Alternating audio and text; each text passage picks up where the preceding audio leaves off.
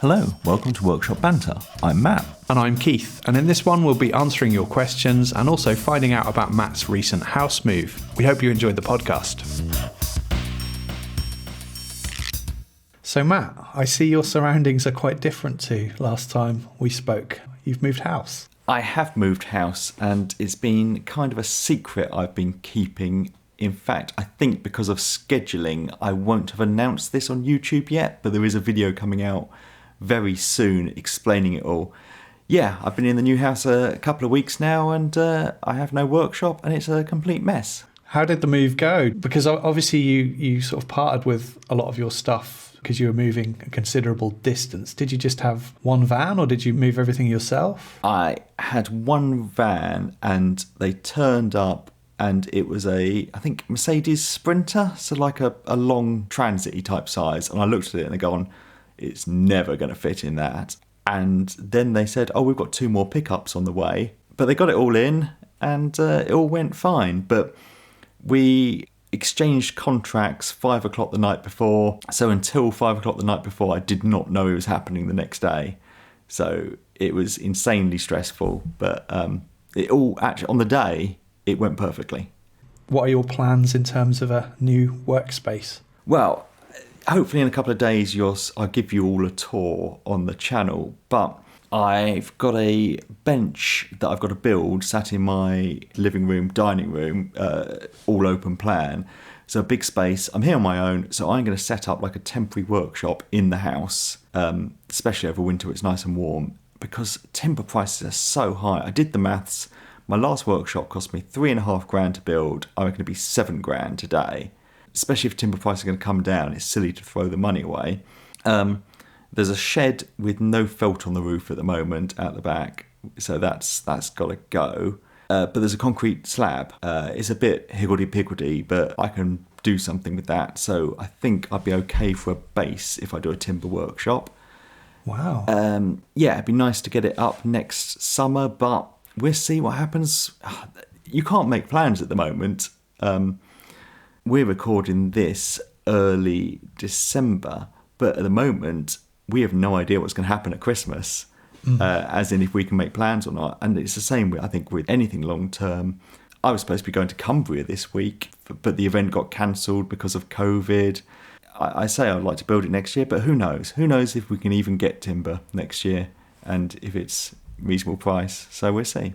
Yeah, but going back to your concrete slab, how big is that then? Is it workshop size? Yes, it's about 10 foot across, and I should think 25 foot. Sorry, I'm doing the feet again. Because at the moment you can get parked there as well as a parking space in front of it. So I think I'd like to keep the parking space because that's very useful. But I think I could probably get a workshop on it that's the maximum size under permitted development rules. So I think that's 15 square metres. So I think I could get one that size on there. And how does that compare with what you had before in terms of size? So the one before is about the same size, maybe 1 metre squared bigger, which is nice. But what I learnt before is long and thin doesn't work for YouTubing. It was quite an efficient use of space in the garden and would be fine as a workshop as a woodworker. But actually I find for the YouTuber moving cameras thing, having something much squarer with a central bit you can move around is what I'd do again. So it wouldn't be much bigger, but I'd have learnt a lot about what I want. Have you got a layout in mind already for the space? I don't know. I'm trying to be minimalistic. I just a little backstory on the move. I thought it was all going to fall through on several occasions. It was me holding up with this purchase because the vendor I was buying it off was in America, so it was complicated getting all the paperwork done. But the guy buying my house was sleeping on his mate's sofa and moved out, so he was desperate to move in. So I was thinking I might, to keep this, he was going to pull out, so I was thinking I might have to move in with my mum and put my stuff into storage. So storage costs such a lot of money, and it's moving all your possessions twice then, which probably would have added about at least £1,000 to the cost. I thought, you know what, I might as well just sell everything, get the money, and then start again, which will also be quite nice and interesting. Yeah. So I pretty much got rid of every single bit of machinery I had, my workbench. all I kept was hand tools. So, and then I found it quite liberating. Like, I think at the end I had 5 table saws because I kept buying them and putting in my garage thinking I'm going to restore those. It's ridiculous. So I think in the next workshop I might try and be, much simpler what I've got. I don't need 2 bandsaws. I had 2 pillar drills. It's just, ridiculous. You didn't have 5 table saws all at the same time, surely? So I had the Axminster one in my workshop. I had the Multico 12-inch one in the garage. And I kind of used both of those. And then I had 2 different Start-Right ones in the garage that were going to be upcoming projects. No way. So I had 4. I had 4 table saws at one point. This isn't doing wonders for your table saw reputation, is it? No. And I had that big bandsaw that I restored. And I liked it, but it was just... You see the Americans with them, and they have these massive workshops that are like barns. So when it chucks out dust 3 metres all round it, it's fine because they have nothing else there. When you're doing it in a single garage, it was totally impractical. But it was a fun project. So yeah, I think I'm going to have realistic size stuff for the space I have. I'm a bit gutted that we're never going to see you work on those Start-Right machines, but I'm sure you'll accumulate some more. Well, I kept one Start-Right machine, and that is a 50s drill press, pillar drill. And that is in my living room now, because that's a perfectly normal thing. I think this is my desperate attempt to always be single, fill my living room with machinery, so no one would ever want to date me. But yeah, no, that's a restoration video coming out next year. Looking forward to that. Exciting times then, lots going on. Yes, yeah. I think you were saying that you're very happy where you are and this is your forever home, aren't you? Yeah, I don't foresee a time when we would ever want to move away from here. We've got everything we need, we've got enough space. And that's really nice and comforting in a way, and I hate moving home, so that's pretty cool. But in another way, I'm kind of missing out on all of the excitement that you're going through at the moment. Yeah, but you can make plans, can't you? As in my old house, I knew I never wanted to stay there, so I would never have built a pagoda because it wouldn't add any value to the house. But as soon as you know you're going to stay somewhere, you can really leave your mark on it, I think, and that's nice.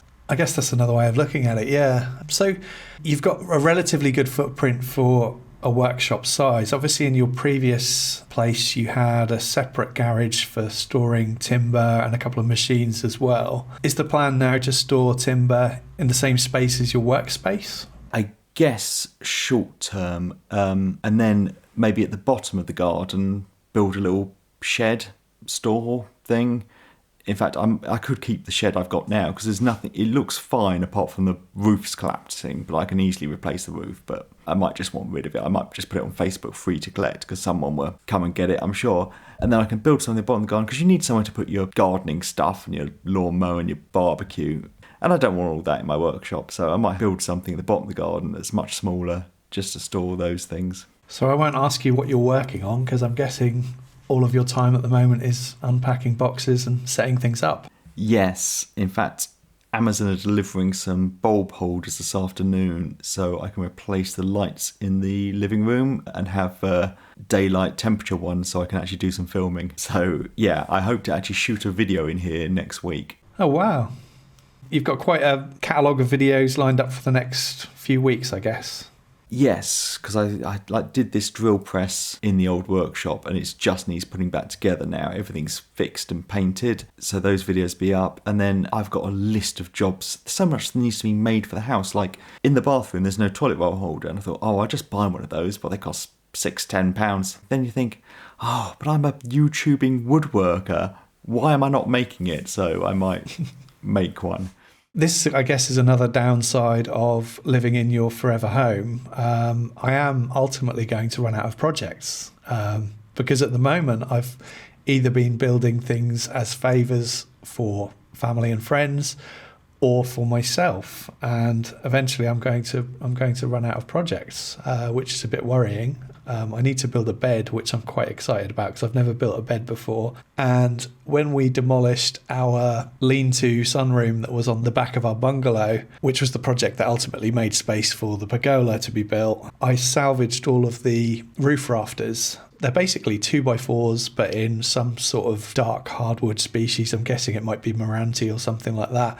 But I've got all of these hardwood 2x4s that I think are going to be excellent for making a bed frame. We've ordered a new mattress. We're going a bit bigger because the room that the bed is in is quite big. So that's going to be the project that I'm going to start planning soon. I'll go into SketchUp and draw up some ideas and try and come up with a concept for the bed. The only thing I haven't really got is bed slats. I was kind of thinking that it'd be good not to have any central legs under the bed, because I always think beds look a bit clumsy when they've got the legs in the centre to support the weight. But obviously going for a super king size bed, I think is the one we're going for. It's such a big span, and for two people to be sleeping on it, I can't think of any other way of not having those central legs. And I guess they're never going to be visible anyway. No one's ever going to look under the bed and see them, but it would just be nice and clean looking if I didn't have to put those legs in. And they all seem to get broken. People drag the beds around, and it's always that central leg that's attached at one point always gets snapped off. Absolutely. That was the other thing I was worried about, because it's completely... There's no real way of supporting it in terms of structure, is there? So as soon as you move the bed, it's liable to bend and break potentially. I am starting to run low on material. The last project I did, which was the desk build, and I used basically all of my birch plywood. So my plywood rack is now looking really empty, which is sad, especially with the cost of wood as it is at the moment. So I'm a regular on Facebook Marketplace at the moment, typing in plywood, hoping that something comes up. And bed slats, maybe, if someone's getting rid of a bed. Yeah, although again, because the bed is going to be so big, I did wonder whether the best option might be using scaffold boards or something like that. I mean, it's going to weigh a ton, but I mean, when I built a bed, I nearly just bought the slats because I think they were ash, and I think they're sprung, so they must be, I don't know, steamed. And I couldn't even buy the wood for the cost they're selling the slats for. But I ended up making them. But there must be so many that go to the tip every day, everyone getting rid of beds. But if I was to do it again, I'd probably, use plywood slats, I think would probably be best for strength. I don't know. Thinking about it, I think the mattress that we're getting is one of the mattresses that doesn't actually need to have ventilation underneath. So I think I could potentially have a solid base. Yeah. I don't know if we talked about this before. Did you watch, I can't remember what it was called, Britain's Best Woodworker on Channel 4? I did, yes. I watched quite a bit of it anyway. With Average Joe? Yes. So I was just thinking about the first episode where they build the beds. Yeah, I should probably watch that back for some inspiration. And the concept that Joe came up with, I thought that looked fantastic. Yeah, it was fantastic. And that was all plywood, wasn't it? So I can't remember what he did for slats. That's the trouble with these shows. As being woodworkers, we want to see all the techniques and details, but they just kind of give you a broad overview and talk about the design more. And we're like, yeah, but how did he make the slats? Yeah, they skim over all of the detail, don't they? I think Misty was a worthy winner, though, although she did lean more into the design aspects than perhaps the woodworking side of things. I have to say, I didn't keep up with the show because of the moving. We should talk about your TV role as well in, was it Kirstys Homemade? Christmas, yeah. Kirstys Homemade Christmas. So tell us about that experience. So it was actually corresponded with another house move, my last one. I moved into the house on, I think, the Monday, and this is in Durham, northeast of England, and then had to be in Devon 2 days later, which is like an 8-hour drive away. So it was ridiculous, but that's just how the timing worked out. Put you up in hotel for a couple of days and filmed it all in one day. There was lots of waiting around. It was quite fun, and it worked out well because I was the only woodworker on that episode, which means they put me in an outbuilding so I could make noise and dust when everyone else just had to sit quietly at tables inside. I was there with a runner, and we were just chatting while I got on with it, and it was fine. I made this little wooden case that held a bottle of gin and a couple of glasses, and I'd infused my own gin with blackberries. And I'd stuck my own label on it and stuff, which they managed to This is my biggest complaint, is I put my branding, I did a Jimmy DiResta and put my branding over everything, and they managed to edit out every single bit of it. Oh, no.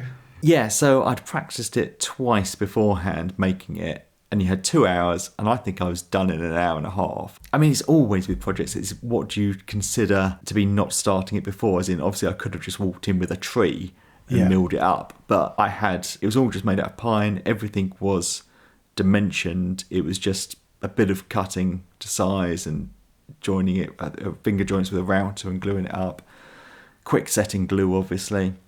But I remember the last half an hour I was back in the room kind of finishing off putting the hardware on, and for the last 10 minutes I just had like this microfiber cloth in my hand, and I was just polishing it for a good 10 minutes just so when the camera was panning around I was doing something, but I was done.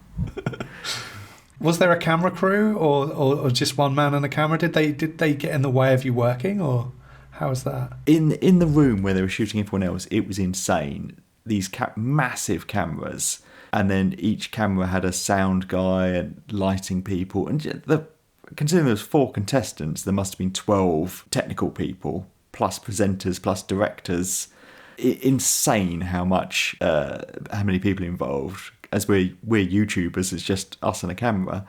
But for me, I was just in this room, and they just left someone with me to make sure I didn't die.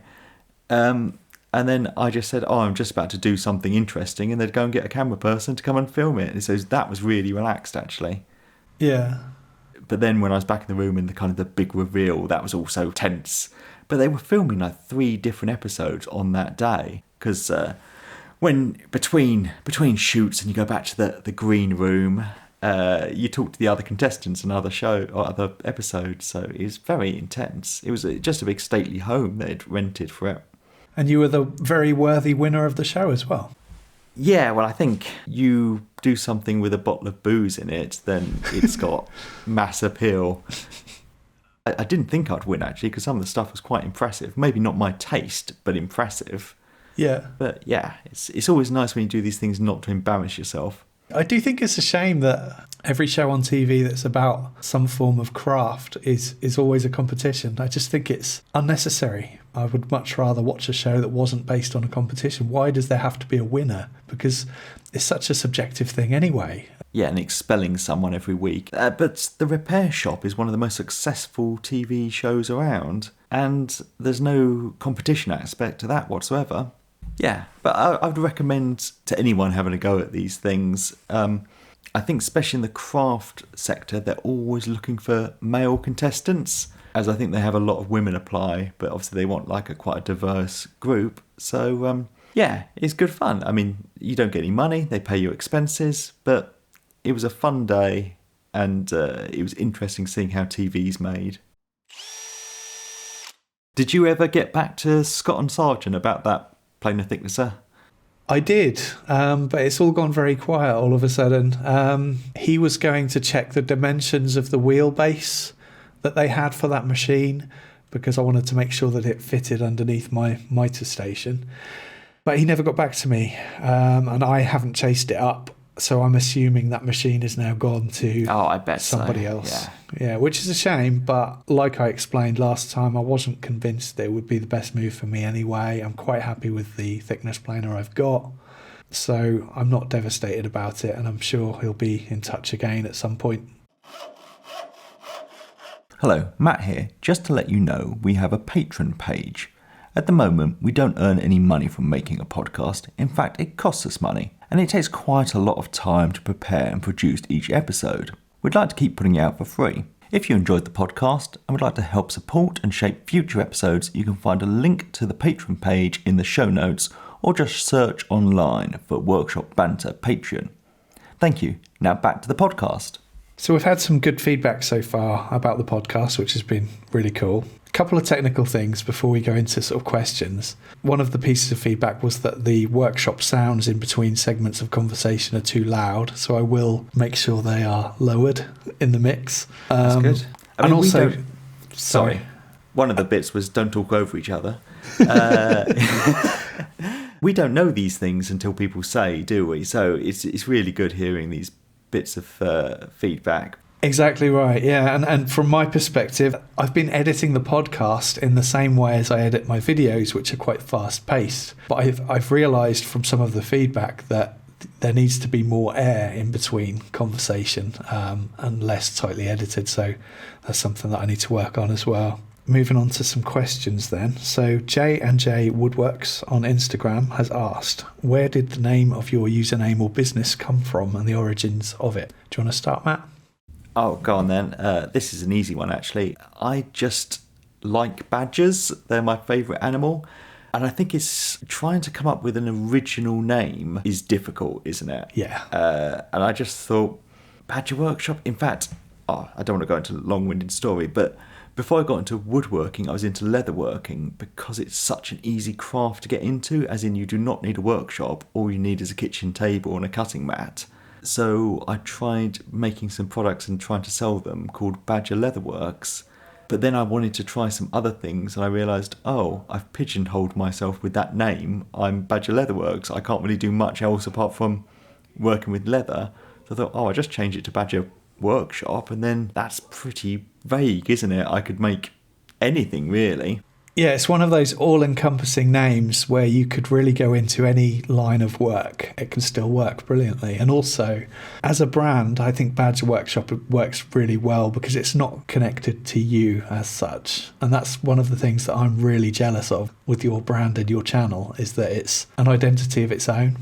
And I would like to think that I gave it lots of thought and it was well worked out, but it wasn't. It was literally, I just call it Badger Workshop. It was that quick. But looking back, no, I like that it's not connected to me, and I like that it doesn't have woodworking or leatherworking or any of that. So where did yours come from? Because obviously yours does have your name. Do you regret that then? Oh, I absolutely regret it, yeah. Similarly to you, I didn't put a great deal of thought into it whatsoever.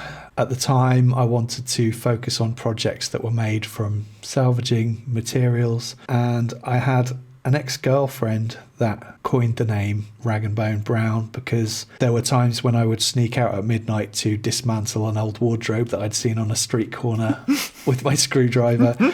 So she just used to kind of hurl at me as kind of like an insult. And because I wanted to focus on reclaimed wood, I thought, well, that will do kind of thing. I'll just use that.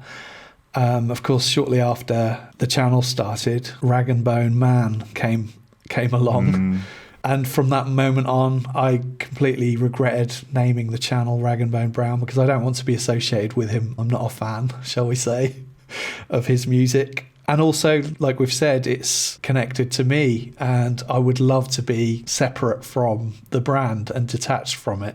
Obviously, one of the ways that YouTubers make their money is lines of merchandise, and I'm just not comfortable having a brand that's associated with me on a t-shirt or a mug. I've done it, but I'm not really comfortable with it, and I don't like it. But the brand is now established on YouTube. It's had more success than I ever expected it to have, and rebranding it feels like it would be a step in the wrong direction. I think the channel would take a hit if I were to rebrand it.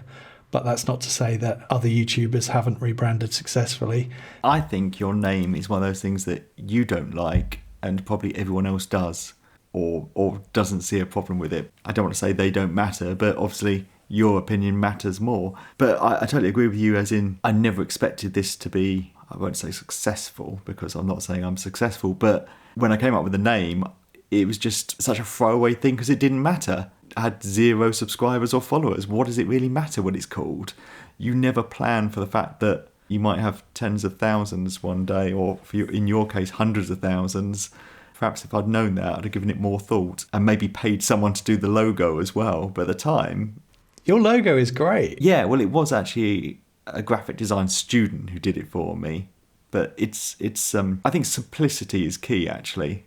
That's a good consideration as well. There's some great tips here for anyone wanting to start a business or a YouTube channel or whatever it might be. A logo is really important, and again, my name doesn't lend itself well to a logo, to the point where I've literally just used a font, and that's all my logo is just a font. And another thing is searchability and SEO, or whatever the technical web people want to call it. Badger Workshop is a really searchable term, and it's only going to return results related to your business.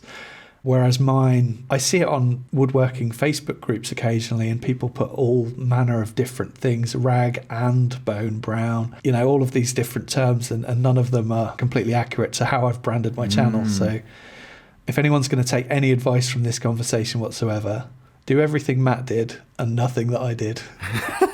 None of it was planned. I just got lucky. But my name is Matthew Smith. I could not have that because how many search results would you get for that? In fact, there was a Doctor Who called Matt Smith, so I would have no chance of it ever being found. Yeah, I also think there's something to be said for not just using your initials as a company name. I mean, maybe this might just be a personal thing, but if you see, AB joinery, BC concrete, DE flooring, whatever the initials are, to me that screams lack of creativity with a name. And I know it's really, like you've said, it's really difficult to think of a good name, and especially to come up with an original name. It really is difficult. Yeah, and that's locking you into something as well. If you say AB concrete, then you're not going to get them to do your kitchen probably. But if they ever want to change what they do in the future, I think my favourite example is Carphone Warehouse. I think they're still going as a business, but I'm sure in the 80s they thought that was a genius name. Yeah. They sell car phones from a warehouse. Well, it's crazy that they still have that name today. I could have been Badger Woodwork, but then what if I want to do a metalworking video or something? It doesn't work. So try not to pigeonhole yourself either too much, unless you're absolutely sure that's the only thing you're ever going to do. The final thing I'd say is that I realise I've just criticised initials, and the question came in from J&J Woodworks, which I'm guessing. I'm really sorry I've put my foot in it there. And, initials and pigeonholed himself into woodwork. So, sorry, J&J, we've just managed to hugely insult you on the first question we've ever read out on the podcast. So that is a good start. No offence intended. J&J Woodworks does have a classic sound to it, though. I know I'm trying to dig myself out of the hole now. Right, we'll move on. I think we should. So we've got another question here, which is around the path of upgrading tools from budget tools to something a little bit more premium, I guess. So I guess the first thing I would say is don't feel that upgrading from budget tools is absolutely necessary unless you're using your tools on a regular basis, because you can get an awful lot done with budget tools if you're only using them a few times a year or a few times a month even. Yeah, absolutely. Only if you're using something and you feel it's not doing what you need it to do. I think I mainly upgraded for having quieter tools, because if you go for better quality, they tend to have induction motors, bigger ones, and dust collection. A lot of the cheaper tools maybe don't have any dust collection on them, or it's terrible. Let me talk about my specialist subject, table saws. Now, I'm sure you can buy a table saw for £50 or £60. I think that would probably terrify me to use it. I look at them with a very thin steel top that will flex and a fence that might move, and they just look dangerous. As I remember, you started with the DeWalt. Yeah, the DW745, which I bought, I think, for £400, used for over 3 years, and then sold for £440, which blows my mind.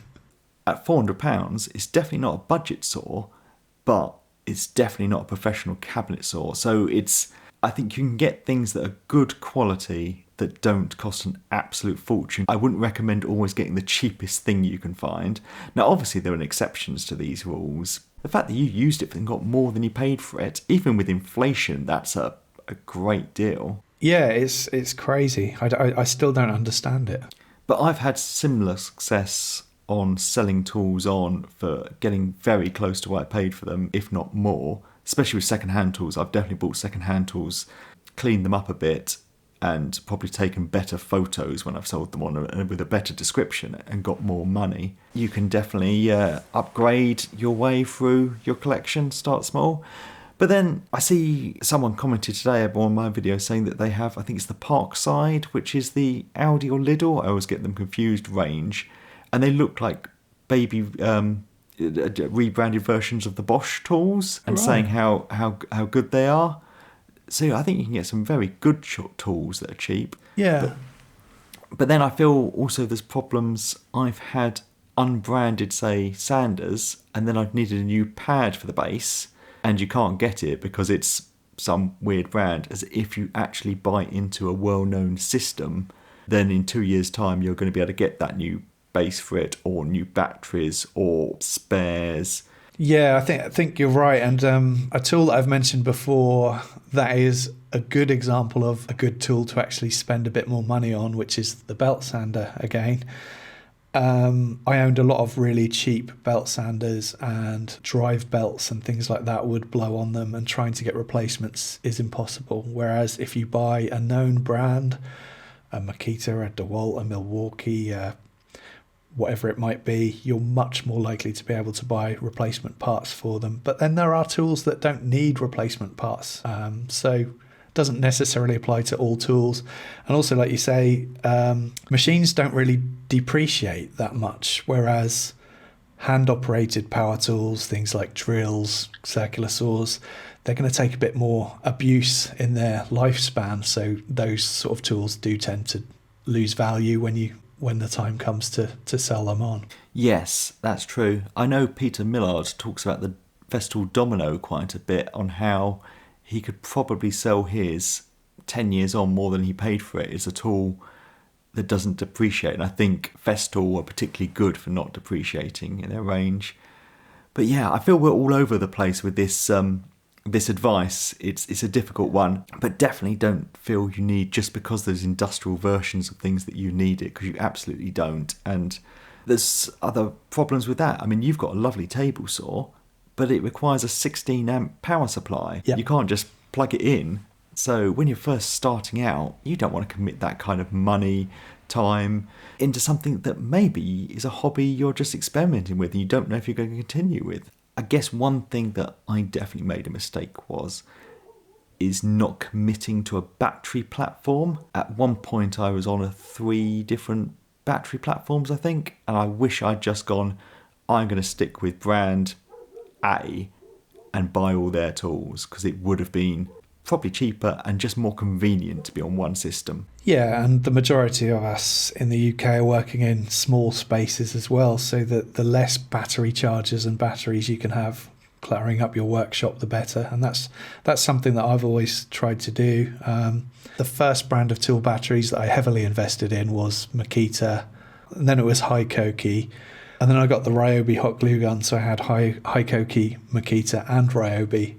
And then I thought, this is getting ridiculous. I just want to have one brand of charger. But I'm still not there. I'm now running Makita, Ryobi and Milwaukee batteries all in my shop at the same time. But it'd be great to get that down to one brand, but I don't think it will. I don't know if that will ever happen. I don't see Milwaukee releasing a hot glue gun. That is the trouble. I think the only brand I can think of that probably has everything is Ryobi. Yeah. But I don't feel they make particular sense as a brand in the UK, as in their tools are very similar prices to the professional level tools, as when I look on American websites, because I was trying to work out why people were using them. They're significantly cheaper in America than, say, your DeWalts or your Makitas or your Milwaukees, as here they're pretty much the same price. So I would go for the trade rated ones more.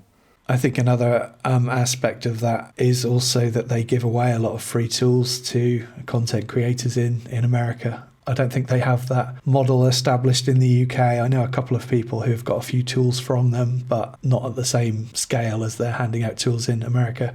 Yeah, and I think we discussed this before as well, is don't just buy tools because you see other people with them. Buy the things you need when you need them and grow your collection over time, and maybe one day you'll have 4 table saws. I've actually been working on something that might be a future video, which is purely around tool brands, and I've split them up into categories segmented by the very cheapest range of tools tend to be those that are available in supermarkets, companies like Einhell, Silverline, Parkside, Workzone, Titan, Ferrex, McAllister. There's then a step up from that, which is your, what I would say, a kind of still DIY level, but you could also get away with using them on a more regular basis. So brands like Bosch Home and Garden, Ryobi, Black & Decker, Erbauer, Evolution, Triton and Stanley. And then I think the next category above that is your trade grade tools, your DeWalt, Milwaukee, Makita, Bosch Professional, Hikoki or Metabo HPT, depending on where you are in the world,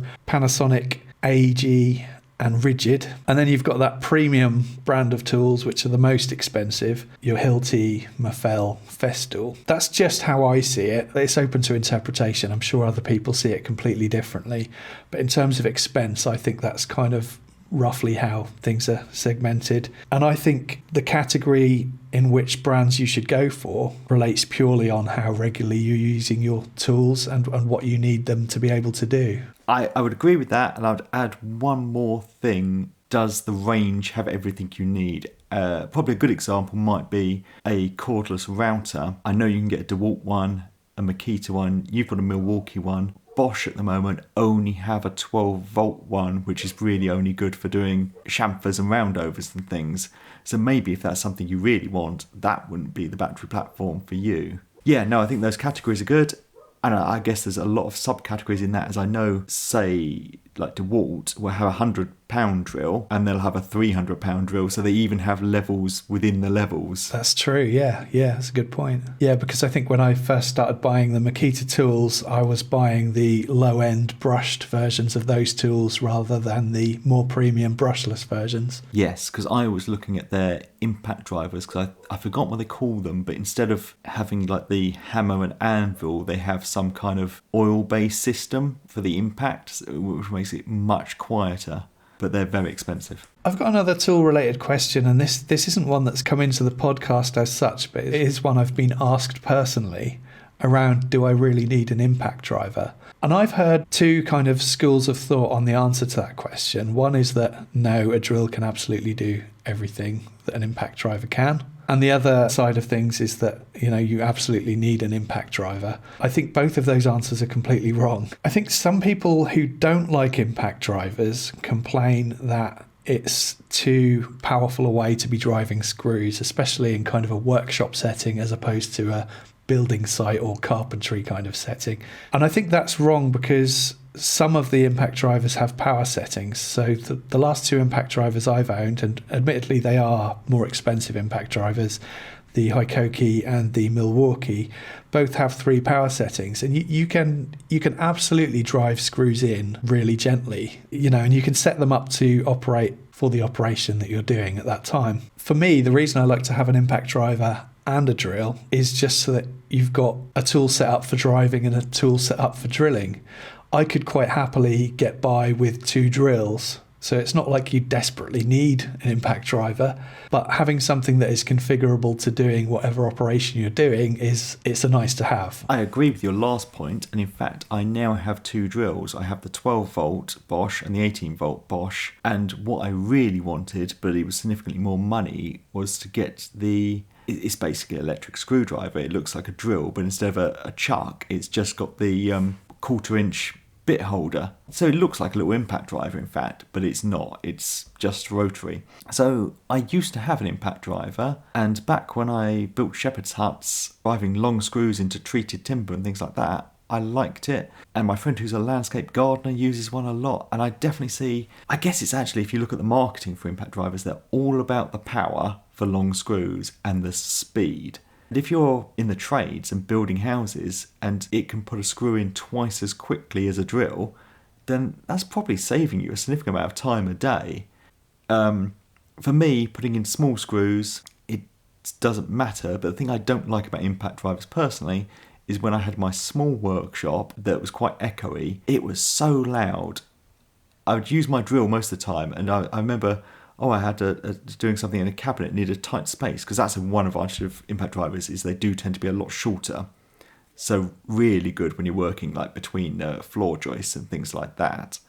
And I picked it up just to drive this screw, and it's like, I wanted to put my ear defenders on just to use it, and I would never dream of it just when I'm using a drill to drive a screw. But I get told all the time, people keep telling me that impact drivers exist, like I don't know. It's just a personal preference. For the type of work I do, which I hardly ever put a screw in longer than 40mm long, a drill is absolutely fine. Yeah, I don't think there's a right or wrong answer. It's whatever suits your need. Yeah, you're absolutely right. You should always wear ear defenders with an impact driver, and that's a big downside to them, really, because I've driven a lot of screws with an impact driver and not gone to grab a pair of ear defenders just because it's too inconvenient at the time, which is bad for my ears. And also the other thing I hear about impact drivers is the whole camming out thing. If you're using the right bit to drive screws, the right size bit, Posi, Phillips, whatever it might be, you can drive screws plenty effectively enough with a drill, especially if you're, quite used to using them and you use them frequently. Yes, an impact driver is probably better at not camming out because of the force that it applies as it's driving the screw, but I don't think it's night and day, really. I don't, and the biggest thing to stop that is using quality bits and quality screws. I remember, again, back to the shepherd's hut, I costed it using the riser cutter screws. I like them. It could be £150 for the project using them. Using the cheapest ones on Toolstation or Screwfix was £50. So over a whole project, it was £100 difference in screws. Wow. Like, that's more profit. Oh, man, did I regret it. Broken screws, rounded off threads, and just, what a pain. The other thing is, I didn't like about impact drivers is you've got to use impact driver bits, which are brittle, and you go through so many of them, even buying the good quality ones. Maybe people are screaming like you're just using them wrong, but I've had the same bit in my drill driver for 3 years, and it's still 100% fine. I've had a set that was sent to me by a Brax. I broke all of those impact driver bits pretty quickly, sort of within a few months of work. I've still got a few left over, but I just don't use them anymore. I don't reach for them anymore. But the DeWalt ones that I've had, and I've had DeWalt and the Milwaukee ones, they do last really well. I mean, I've got a Milwaukee set that I've been using for as long as I can remember, and I think I've only broken a couple of them. I think it's definitely worth spending the money on a good set. Yeah, I used to get the wearer ones, or however you pronounce it, and they're £3 or £4 a bit, but they used to last quite a long time.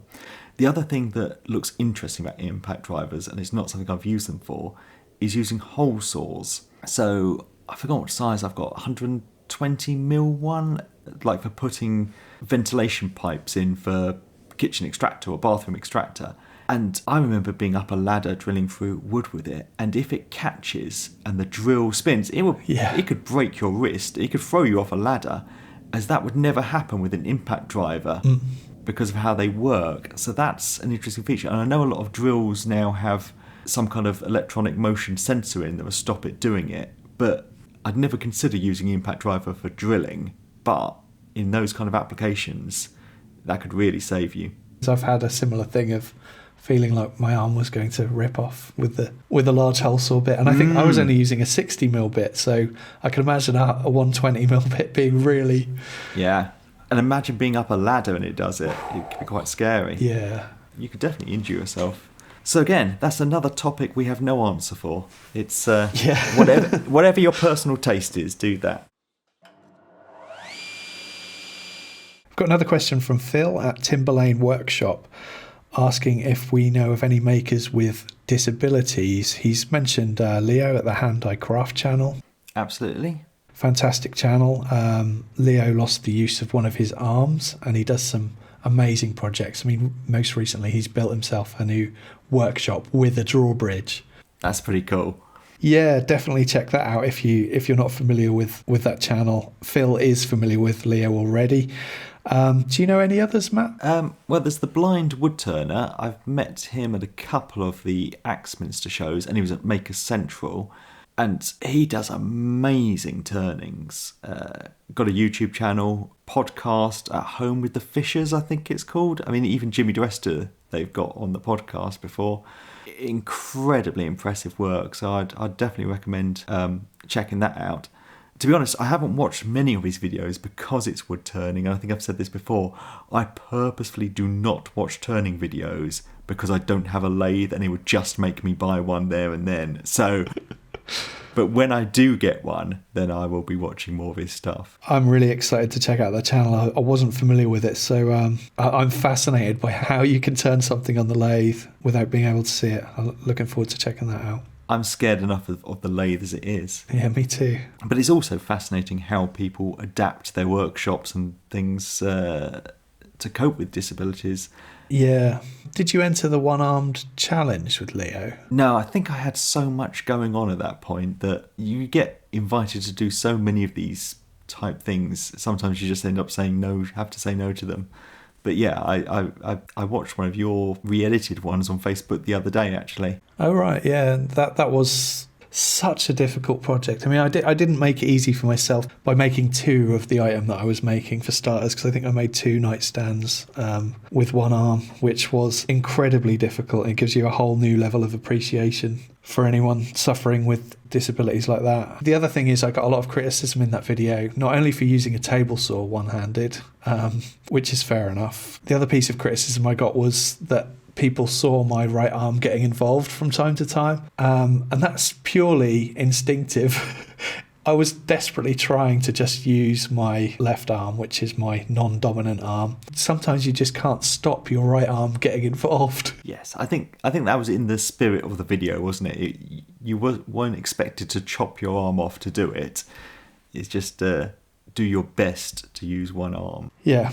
If you ever get the chance to do a one-handed project, I'd recommend it. I find it hard enough with two hands. Frank Williams from Frank's Little Workshop, which is an excellent channel, by the way, has asked a few questions.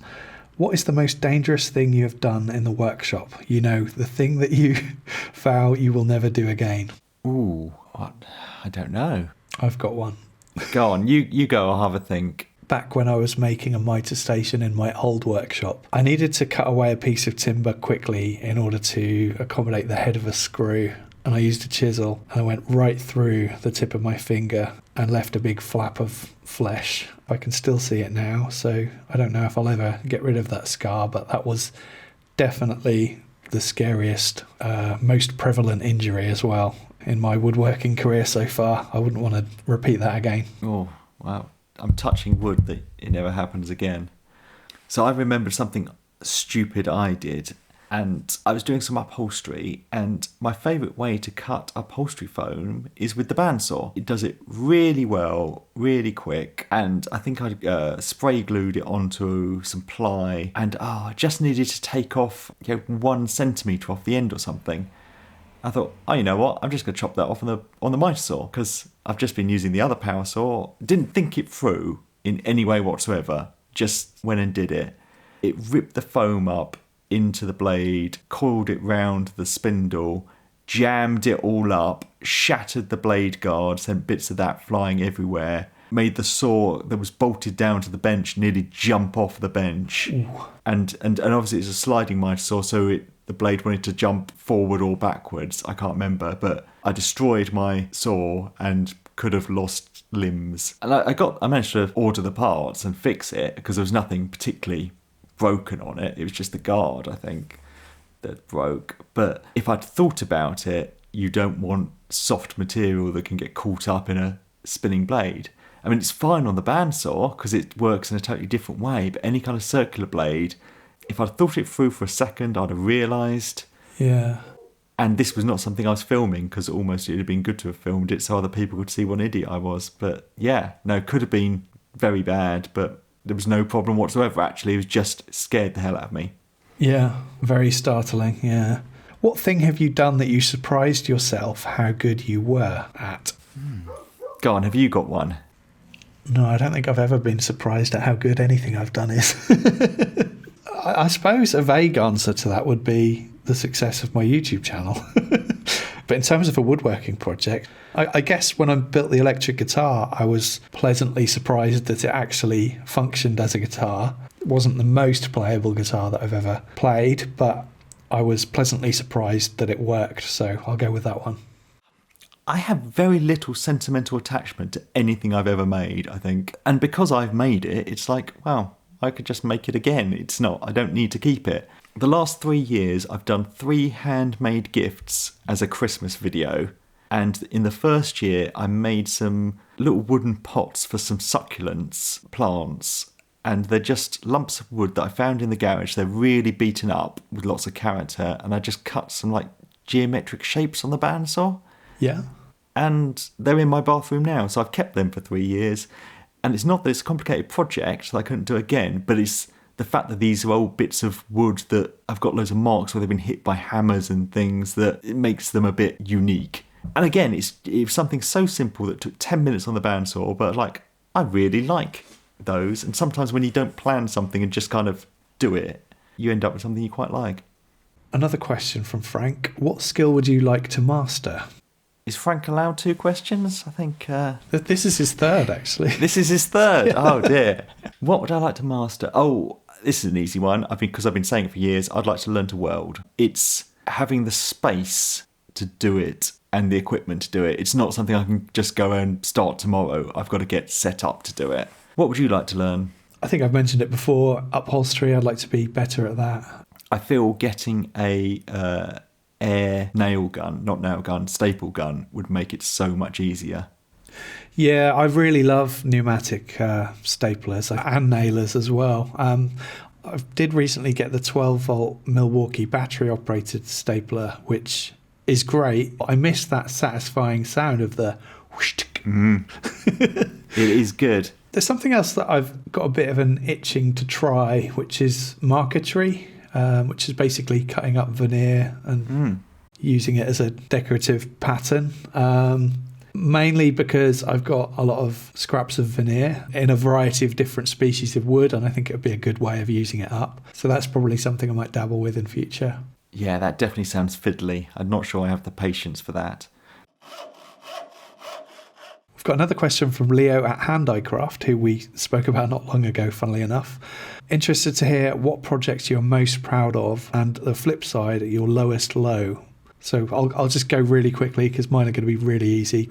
Most proud of the desk that I just made because I'm really happy with how it turned out. The lowest low for me was definitely that corner cabinet that I had nightmares about. But I've spoken about that before, so I won't bore people more. How about you, Matt? Oh, well, I've watched part 1 of your desk, but while we're recording this, part 2's not out. So now I'm really interested to see the finished thing. I guess probably my proudest would be a shepherd's hut. When people ask me the kind of things I've done before, I probably always show them a picture of a shepherd's hut because, well, they are just impressive because they're big things.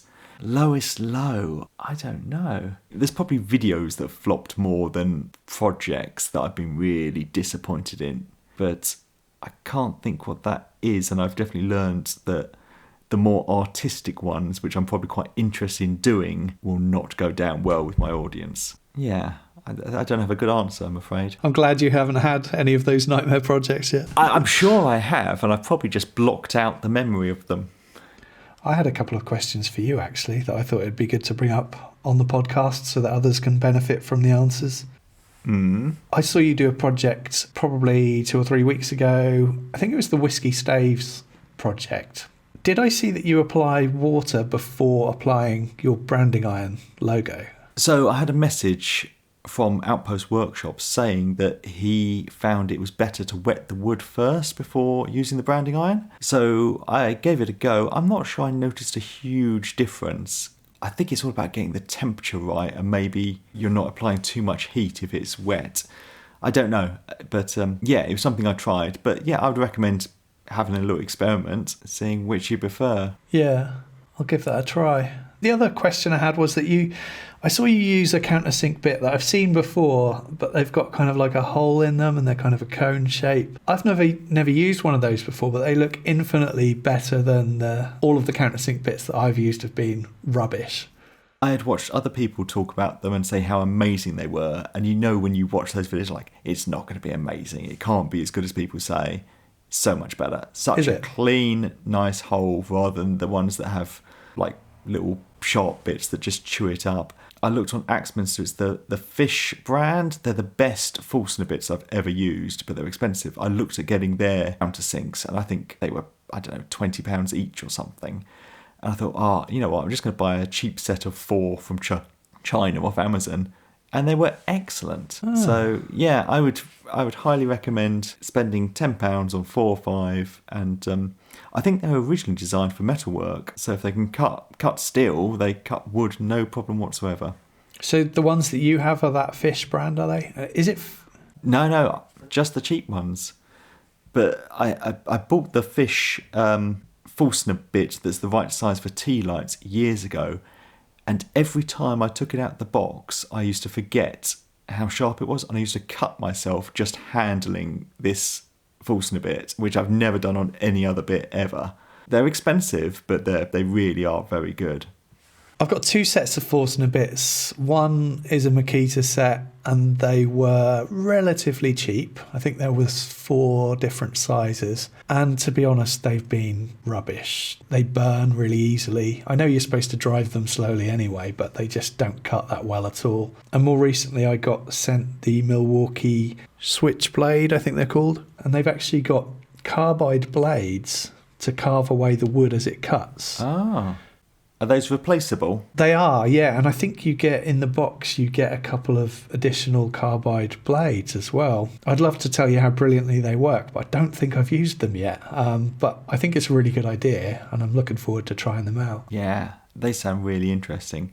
Again, it's one of those tools that cheap versions of false economy. I've bought the ones off eBay and Amazon for like £2 a pop, and they're so blunt that if you're trying to use a hand drill to do them, they're going to want to wander and just chew it up. And they're stall out even a powerful drill press because they're so blunt. As when you actually use a sharp bit, it's a joy, and it makes such nice chippings, and instead of chewing the wood, it's definitely worth it. The best ones I've found are just the Bosch own brand ones. They're not hugely expensive, but they're good. In fact, any bit you can see in the pictures that have sawtooth around the edge of the Forstner bit rather than flat blades, I like. Shall we move on to what we're watching then? So what I've been watching, and I know he's a Patreon of mine, and I think he's probably one of yours because I saw your comment underneath, was Tony Works Wood, and he's made a box joint jig. And in the video, he has the pin in the wrong place and can't work out what's going wrong. And then he realises his mistake and fixes it. But I like that because it's so easy just to edit that bit out and for no one to ever know you made a mistake. But I like it when people are honest and leave in their mistakes because we all make them all the time. And it's nice seeing that other people are fallible. But he has a great looking workshop full of old machinery. So I really look forward to his channel growing. So he's only got this one video up at the moment, but for a first video, I think it's blooming excellent. Yeah, funnily enough, I watched that video yesterday, and I had the same experience. I was jealous and trying to work out what all of his machines were. Hopefully he'll do some sort of workshop tour and show us all at some point. But also, yeah, including that mistake is brilliant. I think the only mistake you can make on YouTube as a maker is not to include your mistakes, ironically.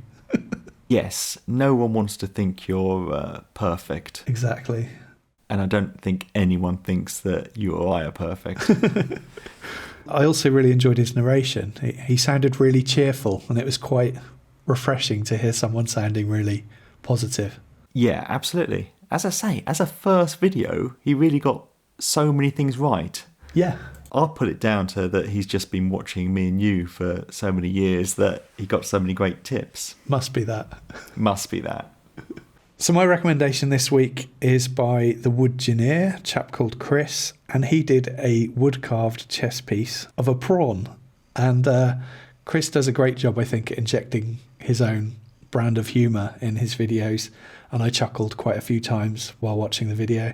And it was a great project too, so definitely recommend checking that one out, and there'll be links to both that and Tony's video in the podcast show notes. Thanks for listening. You can find me on YouTube by searching for Badger Workshop and Keith by searching for Rag and Bone Brown. We also have an Instagram and Facebook page at Workshop Banter, or email us at workshopbanter@gmail.com. We also have a Patreon page if you'd like to help support the podcast. Links to all those will be in the show notes. Thanks for listening.